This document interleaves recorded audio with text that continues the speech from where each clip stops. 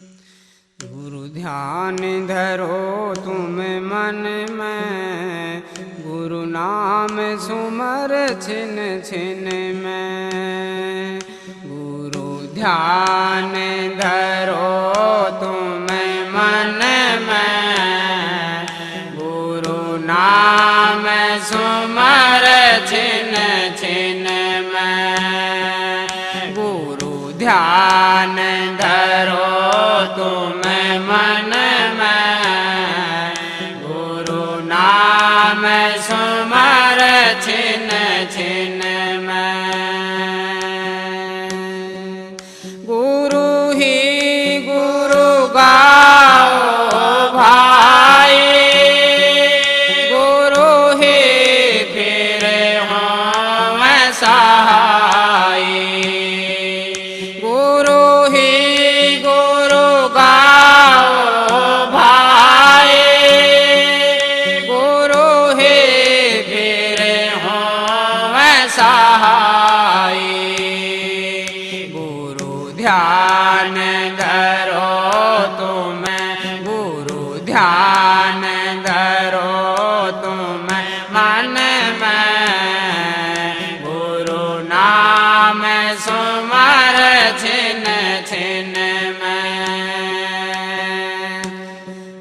जितने पद ऊंचे नीचे, गुरु बिन कोई नहीं पहुँचे।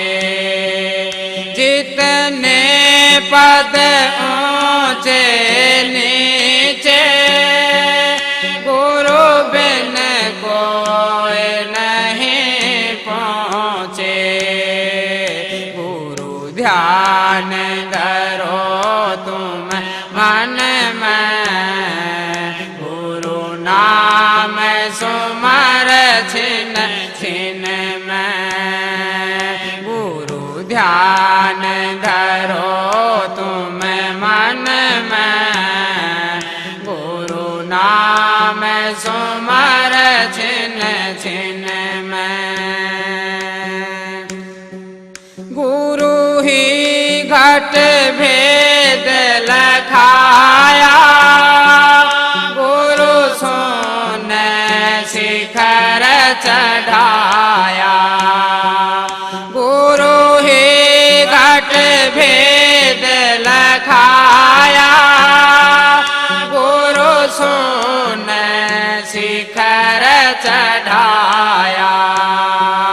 गुरु ध्यान धरो तुम मन में, गुरु नाम सुमर छिन छिन में। गुरु ध्यान धरो तुम मन में, गुरु नाम सुमर छिन छिन में।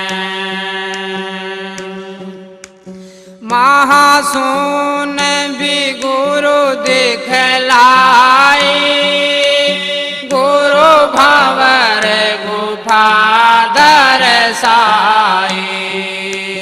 महासून भी गुरु दिखलाई, गुरु भंवर गुफा दरसाई।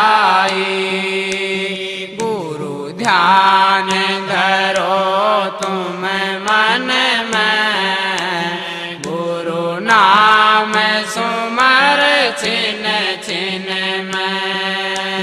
गुरु ध्यान धरो तुम मन में, गुरु नाम सुमर छिन छिन में। गुरु सतलोक पहुँचाया, गुरु अलख आगम परसाया। गुरु सतलोक पहुँचाया, गुरु अलख आगम परसाया। गुरु ध्यान धरो तुम मन में, गुरु सुमर छिन छिन में गुरु ध्यान धरो तुम मन में गुरु नाम सुमर।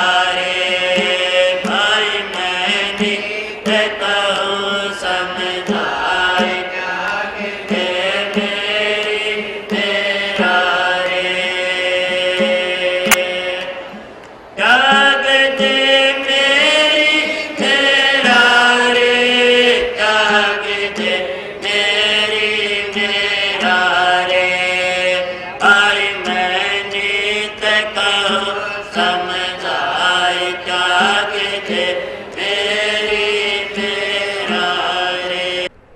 राधा स्वामी, राधा स्वामी दयाल की दया, राधा स्वामी सहाय, राधा स्वामी।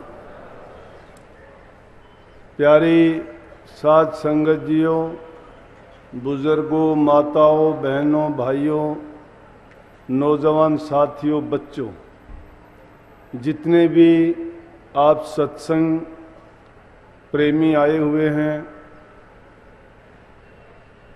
आप अपना कीमती वक्त लेके आए हैं। वक्त की कीमत को समझो और उसका पूरा लाभ उठाने का प्रयास करो।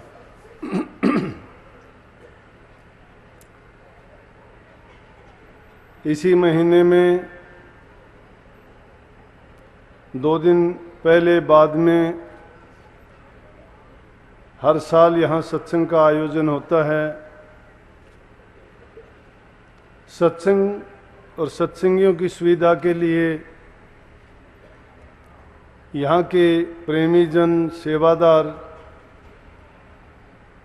पूरा प्रयत्न करते हैं कि संगत को हर संभव सुख दे सकें,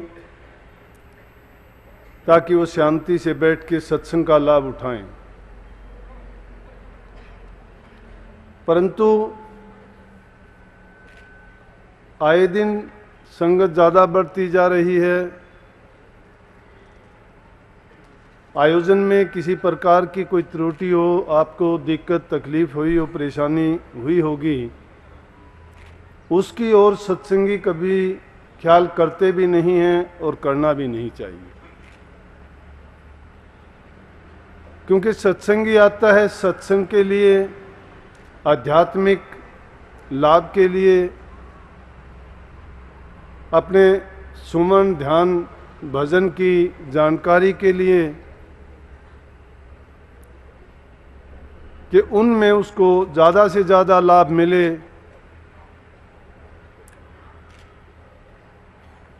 इसलिए वो इन चीज़ों की परवाह नहीं करता।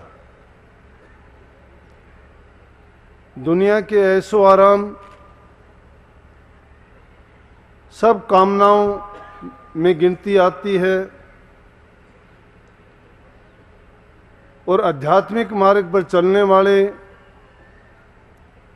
कभी संसार की इच्छाओं में, कामनाओं में, तृष्णाओं में, वासनाओं में अपने आप को नहीं डुबोना चाहते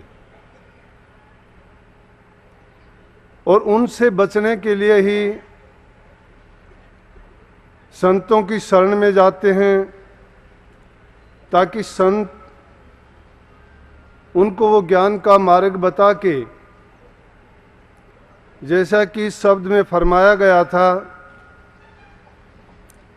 हमारी रूह से, आत्मा से चेतावनी के रूप में ये बात कही गई है कि ये रूह जब से परमात्म शक्ति से, उस भंडार से जुदा होकर इस दुनिया में आई है, ये अपने कर्म करते करते आदि घर को भूल गई और उस आदि घर को भूलने के बाद इस संसार के झमेले में, इस माया के खेल में, काल की रचना में ऐसी फंसी कि इसको ना अपना घर सूझा और ना ही वो याद आई। और जो ये रचना रची गई है इस दुनियादारी की, उसमें माया इतनी प्रबल बना दी गई कि कदम कदम पर उसने ऐसे फंदे लगाए हैं कि जीवात्मा भटक जाती है।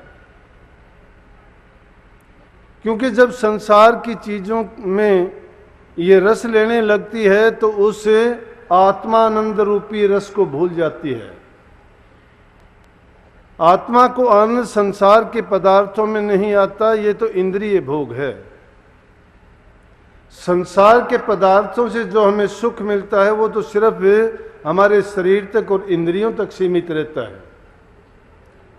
वो आनंद कुछ ही समय के लिए होता है, उसके पश्चात उसी समय उसका दुख रूप भी हमें प्रकट होके बता देता है कि ये स्थायी नहीं है। और यही कारण था कि उस अनंत सुख को प्राप्त करने के लिए संतों ने वो मार्ग खोज के दुनियादारी में जो भटकी हुई रूह थी उनको चेताया, आके मार्ग बताया और कहा कि जिस देश में, जिस दुनिया में हम फंसे हुए हैं ये हमारा देश नहीं है। हमारा वो पूरबला देश है, पूरब माने पहले वाला, जिससे हम बिछड़ के आए थे। लेकिन यहाँ पर माया का पसार, उसकी चकाचौंध और हमारे मन को लुभाने वाली अनेक ऐसी रचनाएं रची गई कि जिसके कारण एक से रूह निकलती है दूसरे में फंस जाती है।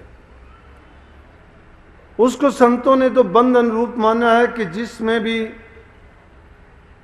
हम चलते गए उसी में फंसते चले गए।